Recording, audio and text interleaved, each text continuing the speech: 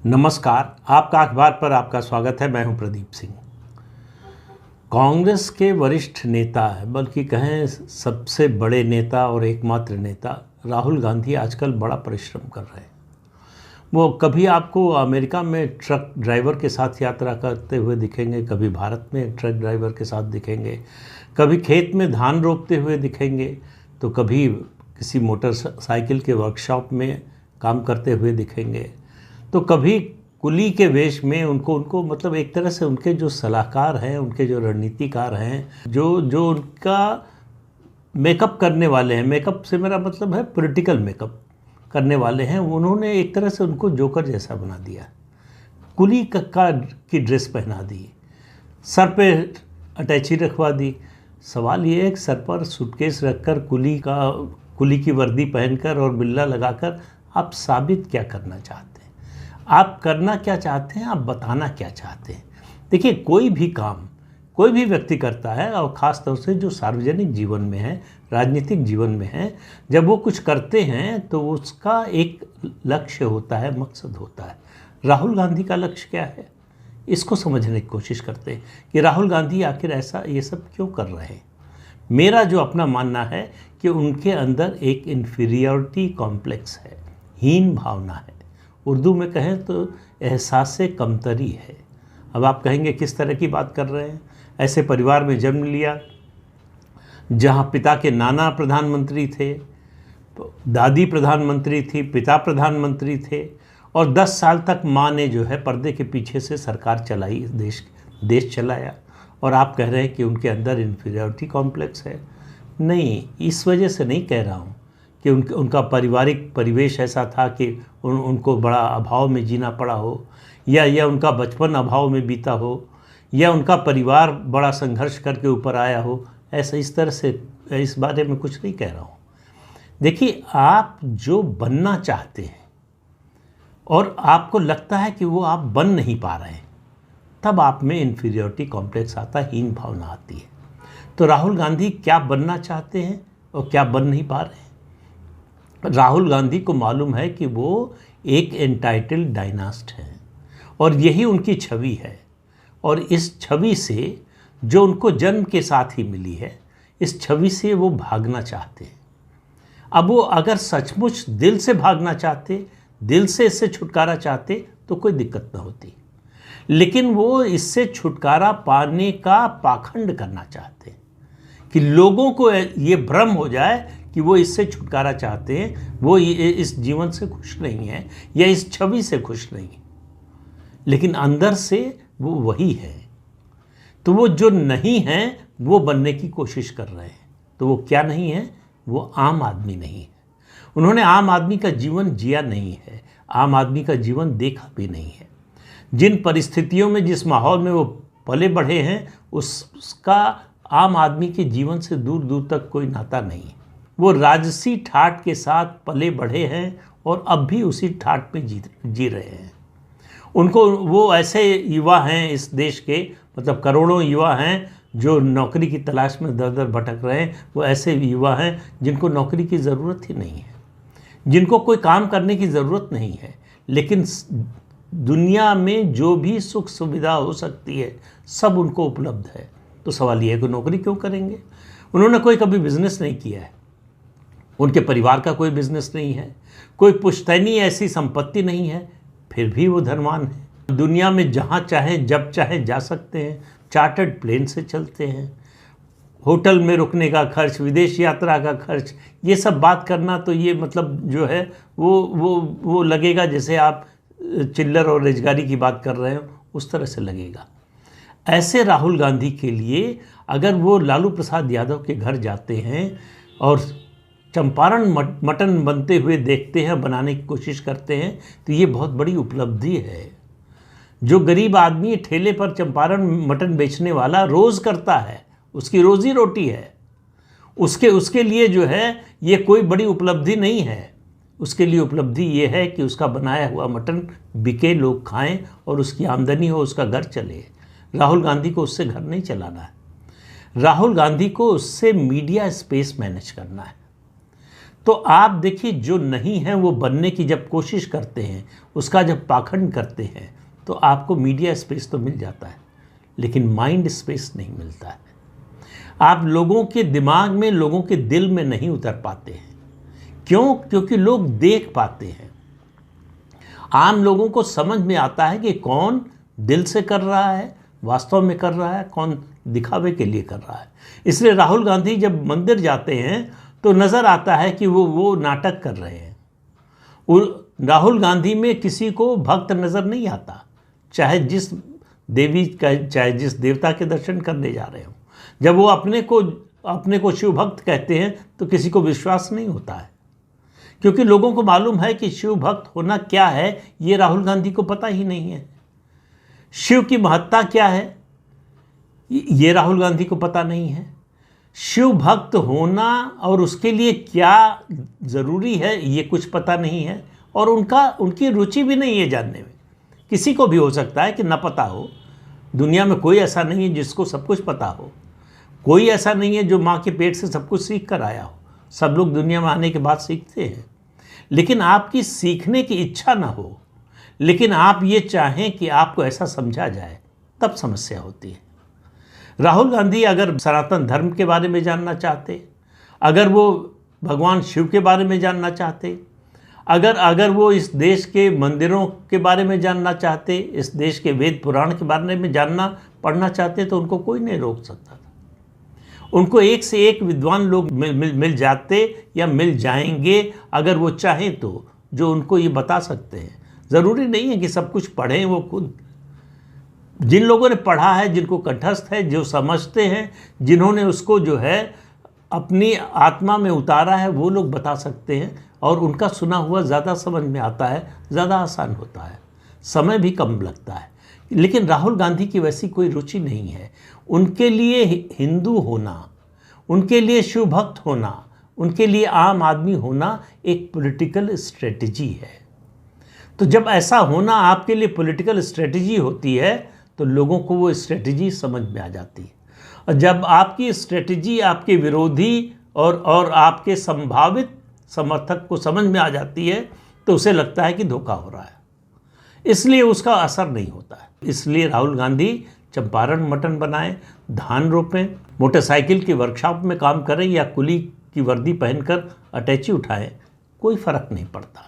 लोगों पर उसका कोई असर नहीं होता। कुछ देर के लिए मीडिया में खबर जरूर बन जाती है, विजुअल चलते हैं। कुछ लोग जो समर्थक हैं वो प्रशंसा करते हैं, जो प्रशंसक नहीं हैं या जो आलोचक हैं वो मजाक उड़ाते हैं।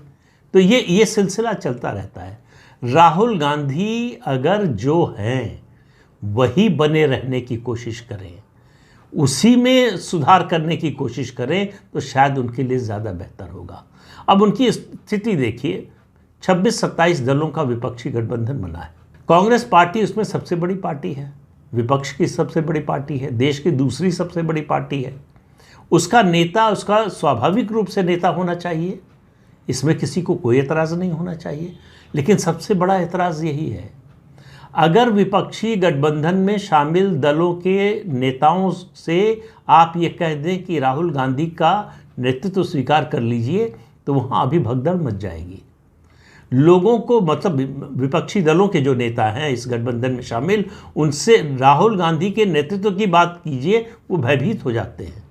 उनको लगता है कि जो मिल रहा है वो सब भी चला जाएगा। तो राहुल गांधी की छवि उनके अपने समर्थकों के बीच में ये है। उनके नेतृत्व से लोग भागते हैं, उनके नेतृत्व से लोग डरते हैं। उनके नेतृत्व से नहीं, उनके नेतृत्व करने की संभावना से ही डरते और भागते हैं।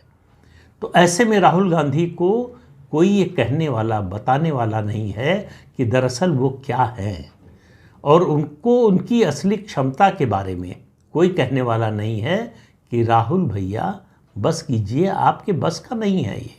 राजनीति राहुल के बस की नहीं है, ये बात मैं पहले भी कई बार कह चुका हूँ, फिर कह रहा हूँ। लेकिन सवाल यह है कि बताए कौन? उनकी पार्टी में तो किसी की हिम्मत है नहीं। और जब ऐसी परिस्थिति होती है तो क्या होता है, इसके बारे में गोस्वामी तुलसीदास जी बहुत पहले कह गए। उन्होंने लिखा है, सचिव वैद गुरु तीन जौं, प्रिय बोले ही भय आस, राज धर्म तन तीन कर बेग हो ही बेगी ही नाश। यानी आपका सचिव, आपका सहायक या सलाहकार, आपके गुरु और आपका डॉक्टर अगर आपके डर से सिर्फ वो बोलते हैं जो आपको अच्छा लगता है, सच्चाई नहीं बोलते हैं, तब धर्म यानी आपका धर्म, राज यानी आपकी सत्ता, ज़रूरी नहीं है कि सरकारी सत्ता ही हो, सरकार ही हो, संगठन की सत्ता है, पार्टी में आपकी जो हैसियत है उसकी सत्ता है, लोगों में जो आपका असर है उसकी सत्ता है, और उसके अलावा शरीर, मतलब डॉक्टर अगर गलत सलाह देगा, आपको सही सलाह नहीं देगा, तो आपके शरीर को नुकसान होगा, और ये बड़ी तेज़ी से होता है। तो राहुल गांधी को कोई कांग्रेस पार्टी में ऐसा नहीं है जो आईना दिखा सके, उनको बता सके कि ये आप गलत कर रहे हैं, आपको ये नहीं करना चाहिए, आपको ये करना चाहिए। जो भी ज़रा सा भी कोशिश करता है उसका मुंह बंद कर दिया जाता है। अभी बिल्कुल ताज़ा उदाहरण है, अभिषेक मनु सिंघवी विद्वान व्यक्ति हैं, सुप्रीम कोर्ट के वरिष्ठतम वकीलों में से एक हैं, कांग्रेस के वरिष्ठ नेता हैं।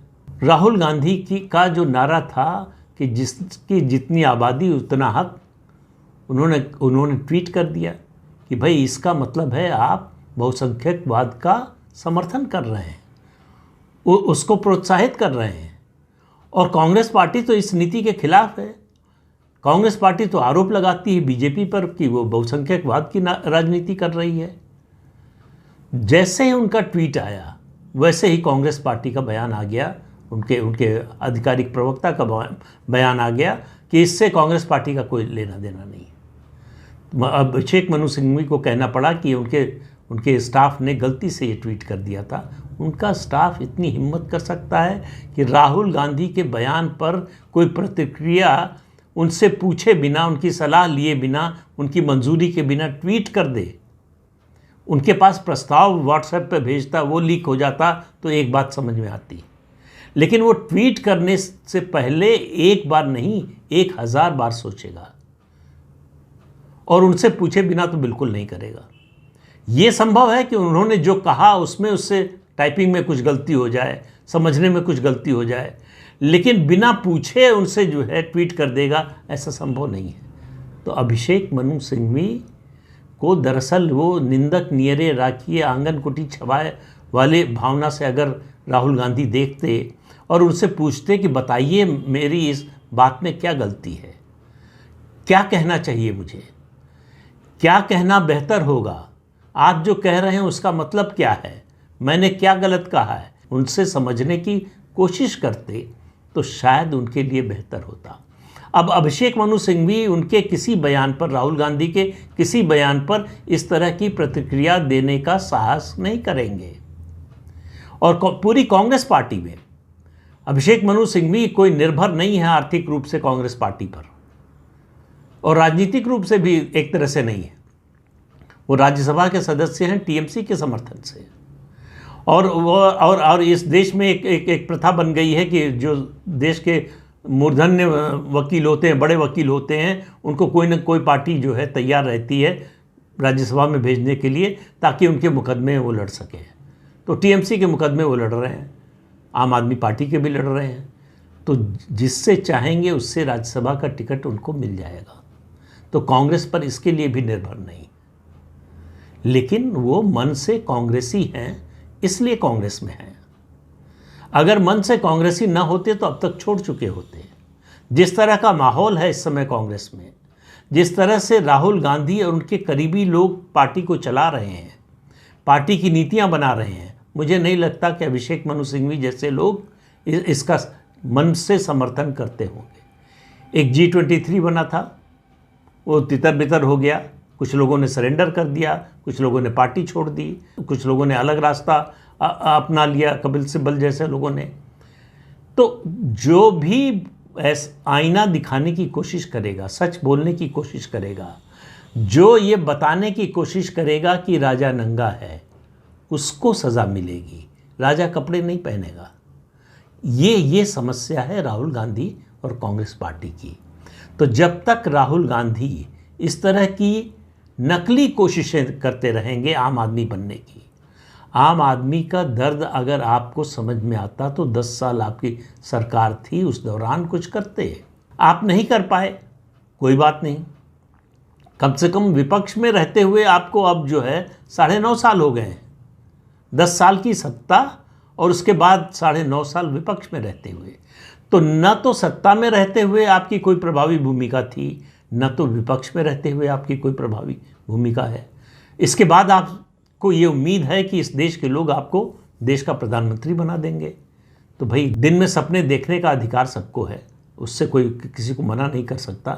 लेकिन राहुल गांधी और उनके रणनीतिकारों को ये पाखंड का जो सिलसिला चल रहा है, इसको बंद कर देना चाहिए। इससे लोगों पर कोई प्रभाव नहीं पड़ता, लोग इससे चिढ़ते हैं, लोगों को खीज होती है।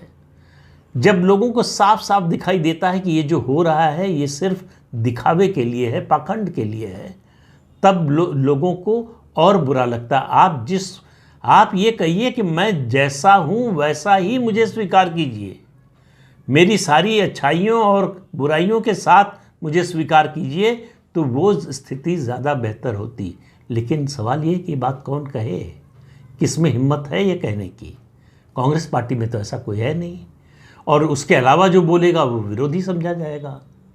तो उसको कांग्रेस के ट्रोल्स से और कांग्रेस के दूसरे लोगों से गाली सुनने को मिलेगी। इसलिए कोई ऐसी बात बोलता नहीं।